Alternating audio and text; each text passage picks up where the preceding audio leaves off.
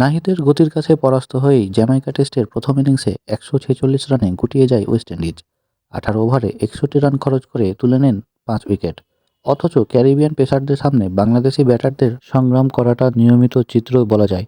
তবে বল হাতে বাংলাদেশও এখন পাল্টা জবাবের জন্য তৈরি বলে মনে করেন ইয়ান বিশপ। সাবেক ক্যারিবিয়ান পেসার সামাজিক যোগাযোগ মাধ্যমে লিখেন, ক্যারিবিয়ান মাটিতে প্রথম আন্তর্জাতিক ম্যাচে নাহিদ রানা একদমই হতাশ করেননি। দীর্ঘ সময় ধরে বাংলাদেশি ব্যাটারদের কঠিন পরিস্থিতিতে ভুগিয়েছে ওয়েস্ট ইন্ডিজ।